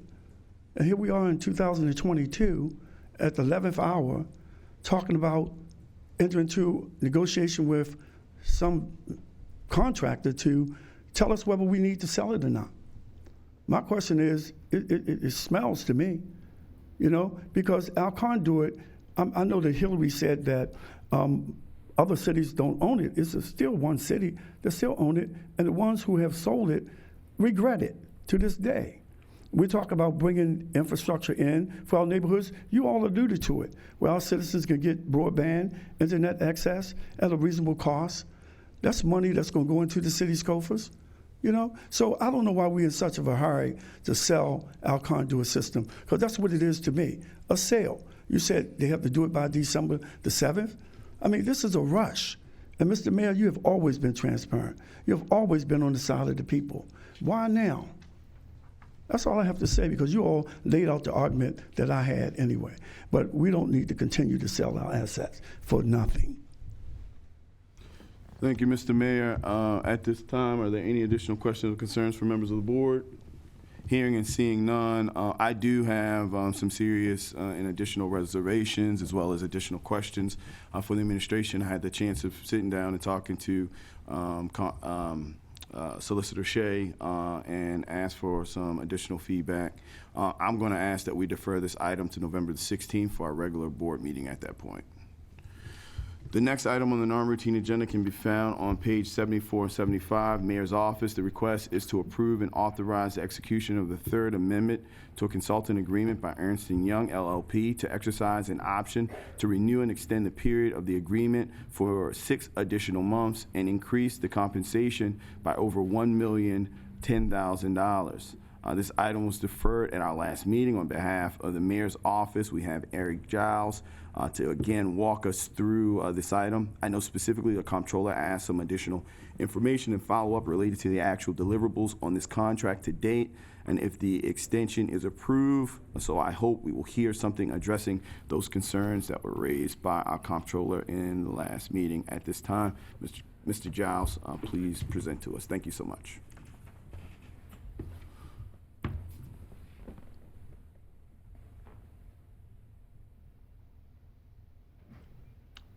Okay. Good morning, Council President Mosby, Mr. Mayor Scott, Comptroller Henry, honorable members of the Board of Estimates. My name is Ariel Giles. I serve as Assistant City Administrator for Performance and Technology Services.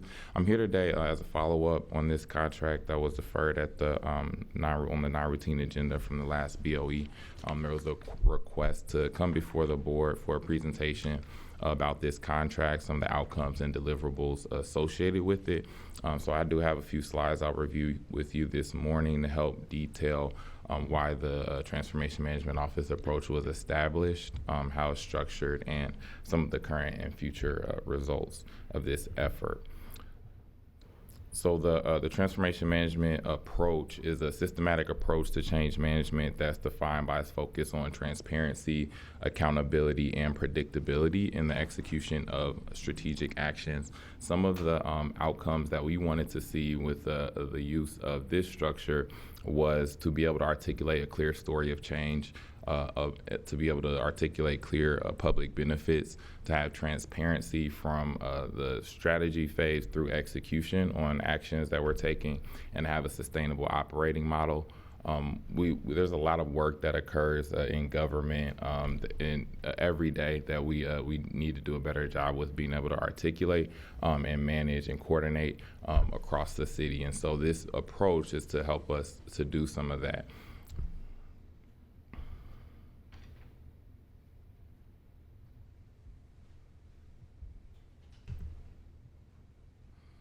Here you'll see 3 of the main focus areas of the Transformation Management Office. The first is to articulate and execute a vision. Second was to spur and sustain interagency collaboration. The third is to focus on implementing large-scale organizational change initiatives. The TMO helped to facilitate the finalization of the development of the Mayor's Action Plan. The action plan had been in some early stages of development, and as that early work was underway, there was the idea to pursue consultant support on the execution phase of that work. And so the mayor and the senior team had already been meeting to develop the roadmap for action for this administration.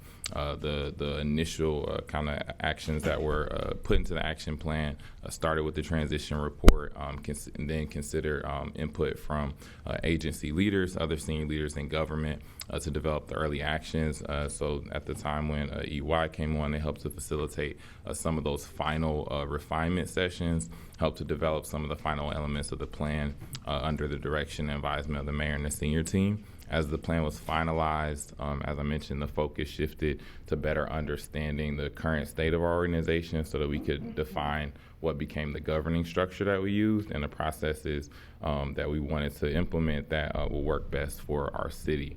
The second focus of the plan of the Transformation Management Office was to spur and sustain interagency collaboration.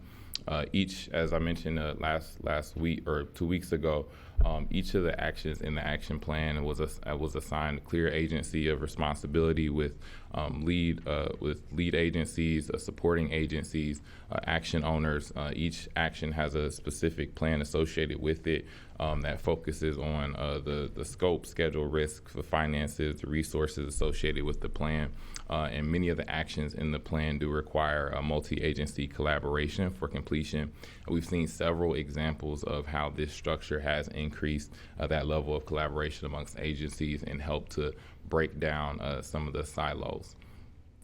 The third focus area is around implementing large-scale organizational change initiatives. So these are the enterprise-wide initiatives. We've talked a little bit about the mayor's action plan and the action items associated with it under those 5 pillars, but then there's also enterprise-wide change management initiatives that we're using this structure to implement. And so the TMO, which I'll describe in later slides and show the organization structure for, is established to help prioritize, resource, and report on these initiatives. Some of the goals are to for these cross-pillar actions, these enterprise-wide initiatives, that they'll spur cost savings to optimize our business processes in government and increase operational efficiency. On this slide, I just want to note that the Transformation Management Office approach is unique and different from what you may be familiar with as a project management office. Some of the differences is the focus on the kind of iterative nature of this.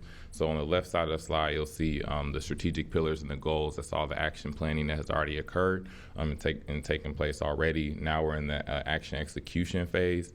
The focus here is on the outcomes. We have the ability to, as all these actions are aligned with goals, as we evaluate these goals in the plan, if we haven't achieved the goals or we haven't seen the changes in the performance indicators associated with those goals that we wanted, we do have the ability to iteratively go back and assign additional actions to help ensure that we're meeting the goals that have been laid out.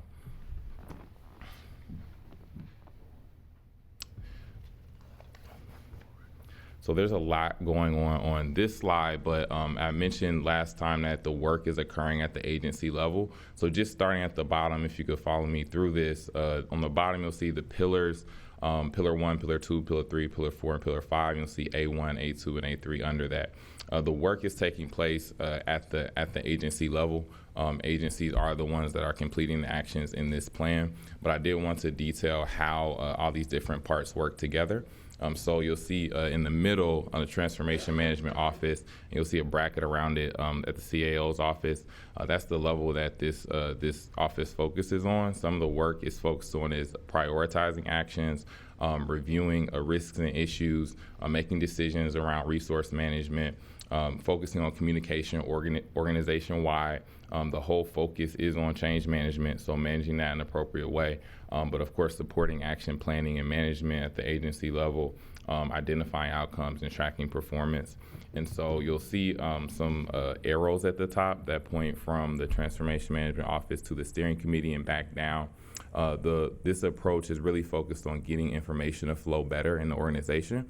And so as agencies are executing on actions, if there's issues that occur that will stop them from being able to deliver what has been anticipated, they would inform the Transformation Management Office through the channels that have been established for action status reporting. And that information would then flow up to the steering committee. The steering committee would then make a decision on how to move forward on those actions in the plan, whether that's assigning additional resources or mitigating it in some other way. And then that information would then flow back down to the agencies for execution. So the work is occurring at the agency level.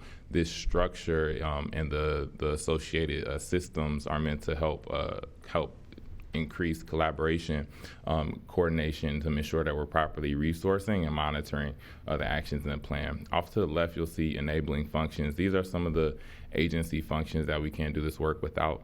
So you'll see the Office of Performance Innovation, IT, Human Resources, Law, communications. You'll also see our Office of Recovery Programs and IIJA, which is Infrastructure and Jobs Act. And so resources, of course, is a big part of this.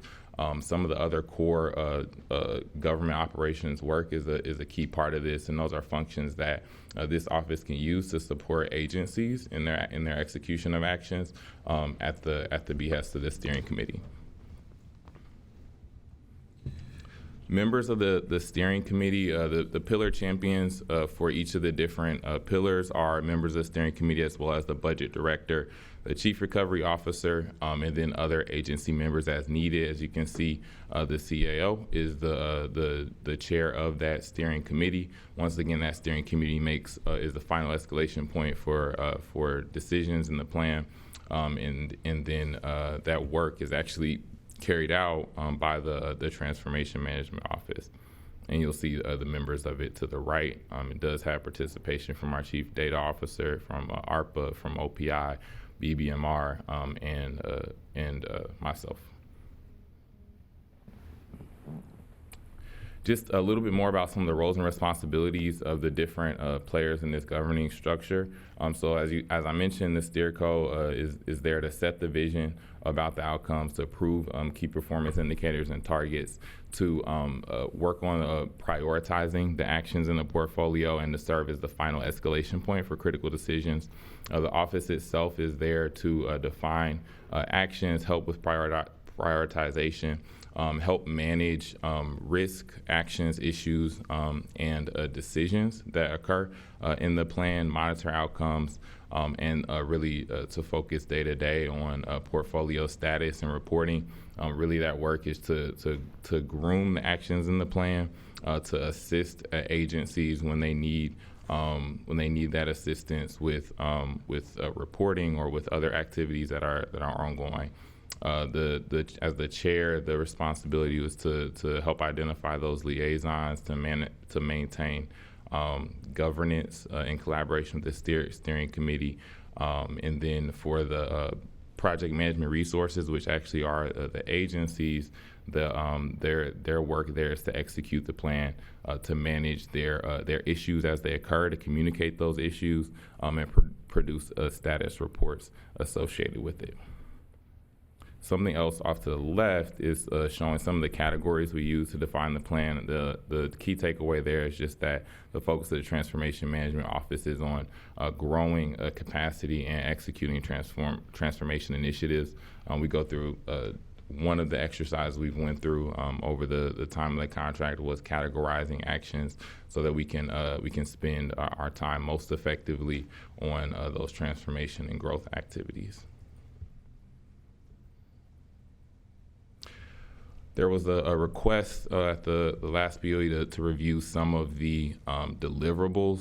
There's about 20 or so from each of the different periods we've had so far, but I'll briefly just touch on a few, and we'll be able to answer any questions on additional actions. But in the initial period, the focus was on designing the structure. It was on training staff, on working with agencies with the senior team and agencies to finalize the plan, develop the operation model, and then do some current state assessment work. So we wanted to understand why previous change management efforts did not work, so that we could establish a governing structure that set ourselves up for success.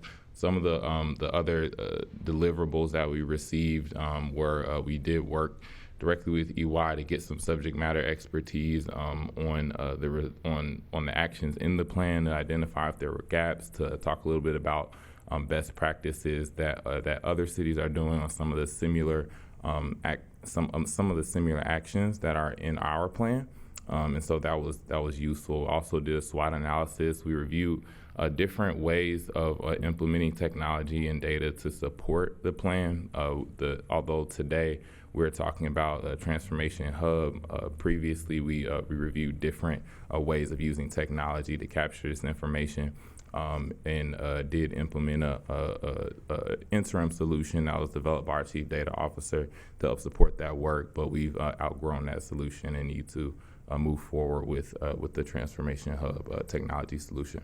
Some of the other things that the team did to support, of course, was communications, artifacts, templates, training artifacts, helping support those trainings with agency leaders and action owners.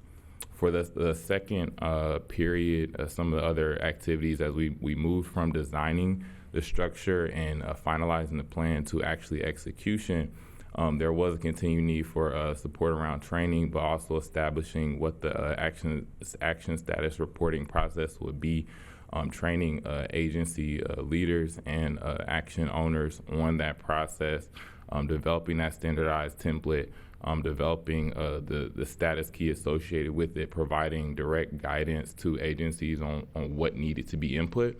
This is a new approach for us as a city. And so many people were not familiar with some of the basic tenets of project management that we've implemented. Something we've talked about is that we're exercising a new muscle movement. And so with that, there's some growing pains. And so there needed to be support for developing those project plans for individual actions across the 183 actions in the plan. Also support for the training associated with it. Something else to notice here is there's a mention of pillar refresh meetings, and also mention of steering committee meetings. So the steering committee meets monthly. It reviews the reports from all the actions across the plan. In the review of that reports, there's then decisions that are made. And so as those decisions are made, they need to be communicated back to agencies, but also there's activities associated with that. So it may be an allocation of resources to support finalizing action. It may be just a conversation to understand how to mitigate some of the potential negative impacts that an agency might have identified of an action. It may be a conversation about schedule. It may be a conversation about scope. It may be bringing multiple agencies together to better collaborate at under the direction of a pillar champion. So there's many actions that will take place after a steering committee meeting, but the support for that engagement was supported by the TMO. Some other things associated with this was mapping our key performance indicators to our actions and goals, also developing some of the early requirements for the Transformation Hub product. I talked some about the mayor's action plan, but also these other enterprise-wide transformation initiatives. Here's some examples of those initiatives that we're currently moving forward on. These are once again, cross-pillar, cross-action, enterprise-wide initiatives that will improve some of our processes. For example, the first one listed here is financial integration. This is something that was raised to the steering committee. They identified that it was something they did want to move forward on. We identified that there was funding available to support it, and it's in the planning phases. What this specific initiative would be, just to give an example, is to better align our budget planning and execution process with the mayor's action plan. We've articulated actions that we want to move forward on, and even in this past budget cycle, we started to align with directly with the pillars, directly with the goals. But we want to take that a step further and make sure that if we're saying we have actions and we're showing in the status reports that they're unfunded or underfunded, that we're then able to prioritize those for review for enhancement requests in the budget cycle. And so that's something that was identified as a need and an initiative that the steering committee chose to take up. A couple of others, I mentioned some about agency performance management last time. That's a key part of this initiative. We have a lot of performance measures across different action portfolios. We want to be able to consolidate those and put them in one place. We ask for a lot of information from agencies. We want to be able to get quicker, more automated and accurate reporting from agencies. That's the integrated reporting initiative. Something like procurement reform is a great example of an enterprise-wide initiative. I believe both of you all were briefed on procurement reform just, I think, yesterday or a couple of days ago, but there's multiple elements to procurement reform. And so that's something that we would want to monitor out of the city administrator's office, because it is a large enterprise-wide transformation initiative, and it's something that that the TMO office and the structure is designed to support. So as major initiatives such as this take place, this structure allows for the senior leaders to be engaged in that process, to provide clear feedback to all the agency partners associated with it. Finally, I mentioned some about the mayor's action plan and some of the accomplishments. I just wanted to take a moment to acknowledge some of the results of this increased coordination effort. So just starting at the top, I wanted to kind of touch on a few, and I won't spend too long on it. But setting standards that provide safe and accessible accommodations for all travel modes, including pedestrian, bike, transit, and vehicular traffic, is one of the actions under the goal of ensuring every neighborhood can access affordable, healthy food, safe, reliable public transportation options, and quality streets and sidewalks. The Complete Streets Manual was an action plan that was completed by the Department of Transportation. It's something that we monitored through this structure, and we've seen progress on. Another one that's recent that I'll touch on is around ensuring an online bill payment option for all fees, taxes, and financial interactions involving city government. We just transitioned our bill payment system last week from previous vendor to our current vendor.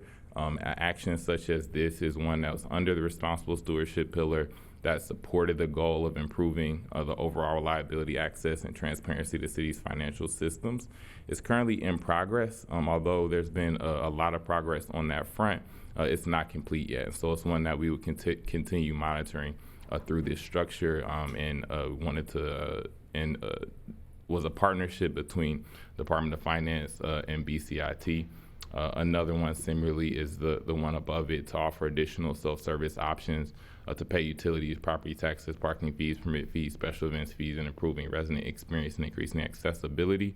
As a part of some of the work that BCIT and Department of Finance were doing, we were transitioning to doing more work with kiosks and other payment options for citizens. And so I won't go through all of these examples, but another one is the establishing the Sustainability and Resiliency Subcabinet, which has been meeting as an action that's completed that Department of Planning and our Director of Sustainability were leading on. That group was established and does continue to meet regularly.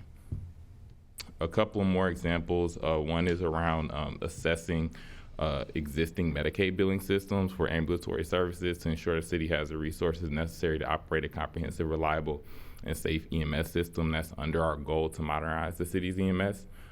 That did result in additional revenue identified, and that was the action that was completed by the fire department. And so with that, I'll just leave this here and ask if you do have additional questions, and just ask that you would support the moving forward on this contract. Thank you, Mr. Giles. Couple questions. You answered this last time, but want to make sure we know on record. This extension is for how much? $110,000. I mean, $1,010,000. Yeah. And how much was the original contract for? The first contract was for $660,000. Yeah. So we're up to 1.6. Is it the expectation that this is going to be the end, or would there potentially be other overruns in the future? Do you know?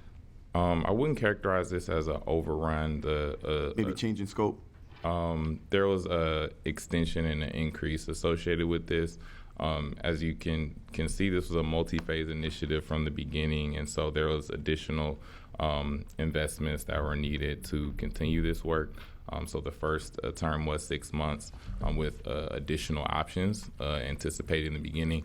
We wanted to see what the results of this work would be, if it was impactful, and if we were delivering results. And we saw that, and so we've continued to move forward with investing in this.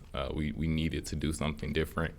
The way that we've operated in our government needs to be transformed. And so this approach was to help that, help to bring that digital transformation through the software system that we'll be using, but also to help exercise a new muscle movement in government, in how we're aligning, how we're collaborating, how we're coordinating.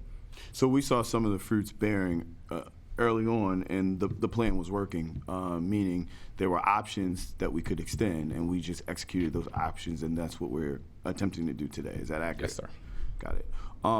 Year to date, when you were talking about some of the things that has been done, were they direct examples of some of the work that's already been done through this process being translated into solving actual city problems today? Has that occurred, or is there anything that we can point to? Like, was the TMO model used for like the E. coli crisis or anything like? Have we been able to kind of implement? Have we been able to take any of the theoretical findings and practically apply to real day problems that the city's facing today? And so something like E. coli with being a kind of urgent need would not have fallen within the scope of this initiative. This is focused on kind of strategic action and a longer view. Are there any examples to date or no? Of actions that have been completed through the use of the Transformation Management Office structure? I went over a few in the I thought so. plan. That's why I was asking initially. So those were the things that you guys are pointing back to, saying like, hey, we're able to do the list that you listed and probably some other things. That's why we're coming back and asking for this extension at this point, because we think that there's a tremendous amount of other areas that we can go into to try to support more effective, more efficient government through this process. Correct. These are some examples of actions. You know, there's 183 action plan. There's probably about 5 or 6 enterprise-wide transformation initiatives, all of which are managed through this structure. And so the structure that's in place is meant to manage that, to move those to completion. And so, you know, it may not be the best structure for an urgent need like E. coli, but for the actions that we laid out in the action plan, the success of this initiative is the success of those actions in the plan. So, yeah. Understood. How many KPIs have been identified? Do you know? I don't have the number. I believe I want to say maybe around 70 different key performance indicators that we've identified. And is the goal to eventually have, I assume, a dashboard that shows the tracking of those? We will certainly be having a dashboard associated with this, and there will be some indicators available to the public associated with the goals in the plan. But maybe not all the KPIs will be, but the ones that we think are germane to public consumption will be part of a public-facing dashboard. Is that what you're saying? Yes, there will be an element of this that is public-facing, where we'll be showing those KPIs that are associated with the action plan. Can you provide me with the KPIs that have been identified year to date? Yes. Thank you so much. Mr. Comptroller? Thank you, Mr. President. Good morning. Good morning. So I'm going to take a page from the report around the disparity study to try something new, which is I'm going to provide commendations as well as recommendations. So I want to thank you and the mayor's office for including a slide deck in this meeting's presentation, which I think makes it easier for people to follow along, and note-taking isn't as strong of a skill as it was in the past, and so people have become used to having the handout of a slide deck to help them remember key points that were made during the presentation. I still will offer the recommendation that the middle of the deck still had a fairly high jargon ratio, but it started good with bold-faced, plain language objectives, and it ended with, I think the mayor's action plan accomplishments are clear, and anybody can read those and understand what's been accomplished, and so I appreciate that. The concern that I raised last week, that I'm not sure there's anything to be done about this, because it's simply we went down path A instead of path B. But my my takeaway from the description of what EY has provided has been that they have been providing a combination of expertise and staff support in the pursuit of what I think we all agree are good objectives. Like, I don't think there's anybody here that doesn't want to see agency performance improved and doesn't want to see city government transformed in a positive fashion. So everybody's on board with the objective. It's just a question of what road are we going down to get there. And we've gone down a road where we're contracting out for a combination of advice and hands to help you implement that advice. And I still have lingering concerns that if we had gone down road B, where we had paid EY substantially smaller amount for the advice, but hired you a couple FTEs to help you actually implement the advice, that I think that would have been a more effective and efficient route to getting to where we're all trying to go. But the past is now the past. My only concern going forward speaks to the council president's distinction, or technically the conversation between the two of you, the distinction between thinking of this as a contract that has overrun versus a contract that was always intended to be multiple phases, in which case we are, how much of the $1,010,000 that this particular amendment approves, how much of that is for work that has already been done versus how much of that is for work going forward? So, to I guess the first comment you made about the decision to use consulting support, I did receive the question you had asked about that, and I just wanted to note that this is meant to be short term. This is not meant to be perpetual. From the outset, it's been a short term initiative with a few defined phases where we would develop the process and the structure, and then find ways to continue executing without support moving forward. I think that's why it's important to get the system developed. The work in phase 2 of this initiative, some of that is supported in the new contract they're requesting, and then the work around the transformation hub initiative is also supported in the new contract. Okay, let me try again.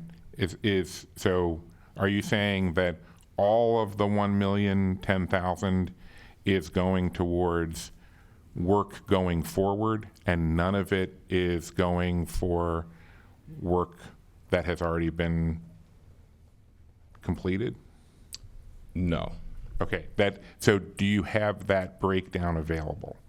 Yes. Okay. All right. So I guess I would ask if you could share with us how much of what we're being asked to approve today is for future work versus how much of what we're being asked to approve today is for work that's already been completed. And I say that just because I often feel conflicted about not paying people for work they've already done. Like, there's a difference between, should we keep doing this work or should we not? That's one question. But if they've already done work and the city had, they were doing that in good faith because they expected that the city had agreed to do it, then I treat that differently. So that's why I'm asking for that breakdown and that distinction. But I guess the other important question to ask right now is, can you tell us a little bit about what you expect in the next phase? Like, when do you expect to come back to the board asking for approval for the next phase, and what do you think that next phase will consist of? The work in this contract is divided in two buckets. One is for the transformation hub, which is the system, and the other is for core services work. Some of the core services work has occurred, and the transformation hub development has not occurred. But to your final point about future times that we will come to the Board of Estimates, I think we can say that we would look at a more comprehensive approach to whatever the next elements would be. So if we were coming back with something around permitting reform and some additional work on the core services part of the contract, then we look at doing that all at once and have a more comprehensive discussion about all the elements that we're bringing to the board. Okay, because I will take this opportunity to share. I would hope that even though we've chosen to go down Path A to date, that it is not too late to look more closely at Path B going forward, especially I think as we come towards the end of needing the outside expertise and as we transition to now doing for ourselves. This would be an especially appropriate time to start looking at maybe a more equitable split between what we're paying EY for advice.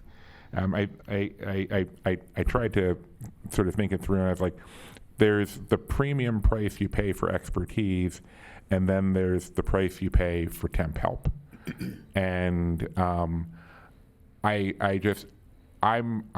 want to minimize where we're paying expertise prices for temp help, and I want to maximize where we're paying expertise prices for expertise. And so that's what I would encourage for the whatever remaining iterations of EY support, that they be very, very focused on the expertise.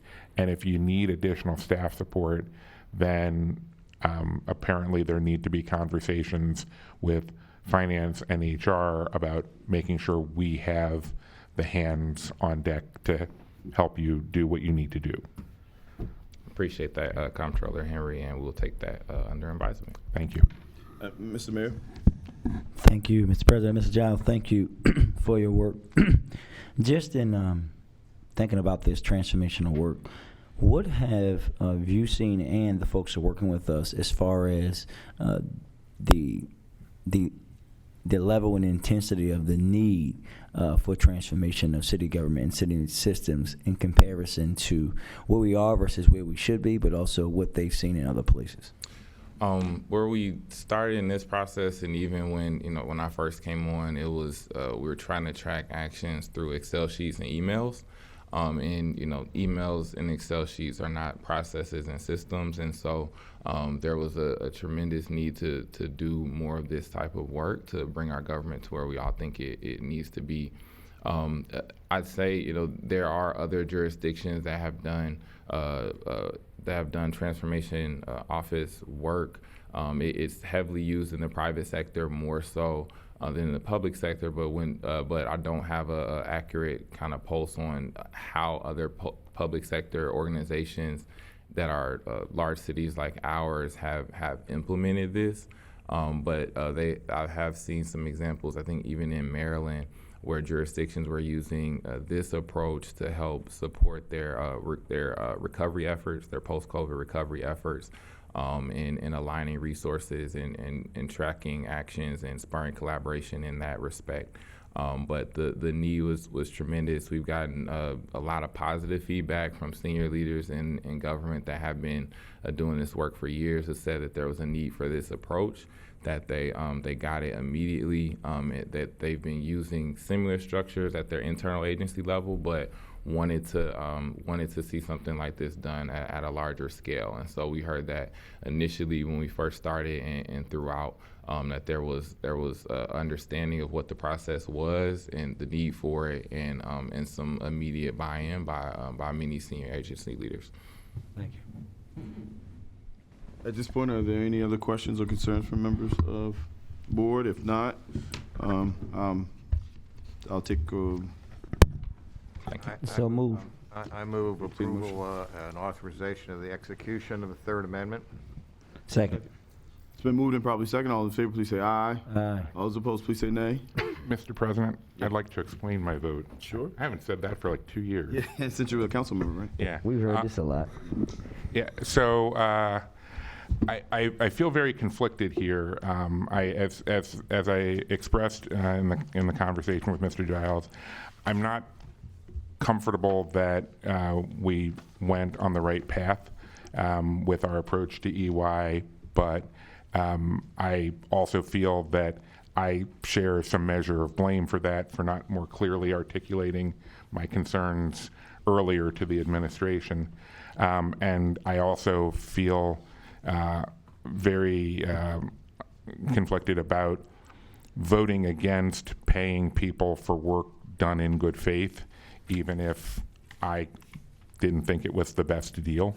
So I can't bring myself to vote against this, but I also don't want to send a conflicting message by voting for it. So, Mr. President, I'm going to abstain on this item. And so, Madam Clerk, if you could note that there's 3 yeses, 1 nay, and myself, and 1 abstention in the comptroller. This item is approved. That concludes this meeting. There's no new business before the desk. We will adjourn until bid opening at noon. The next regularly scheduled meeting of the Board of Estimates will occur on Wednesday, October the 19th at 9 a.m. I'd like to thank everyone for tuning in. Baltimore, we absolutely love you.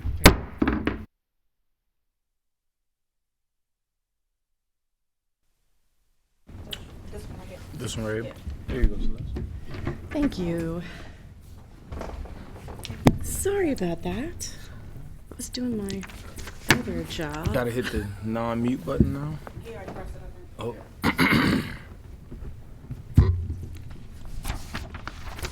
So we will get started. Good afternoon, everyone. Welcome to the bid opening for the City of Baltimore Board of Estimates on October 5th, 2022. Today, we do not have any addenda to report related to any upcoming bids, and we have exactly 1 bid to open today, and that is Public Works bid number SC992R, egg-shaped digester rehabilitation improvements at the Back River Wastewater Treatment Plant.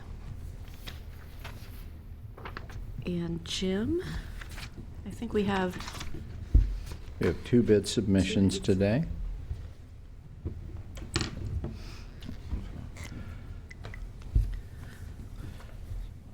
Please. First bid submission is from Ullman Schutte Construction, LLC. Total bid price, $88,520,000.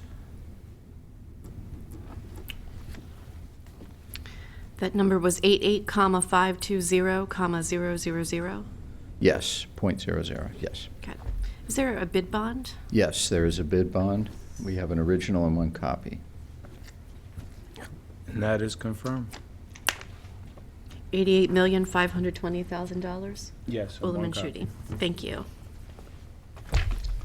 And next up, Second bid submission is from the Whiting Turner Construction Company, Incorporated. Total bid price, $103,794,000. that number was 103,794,000. Yes. And do we have a bid bond? Bid bond is included. We have an original and 1 copy.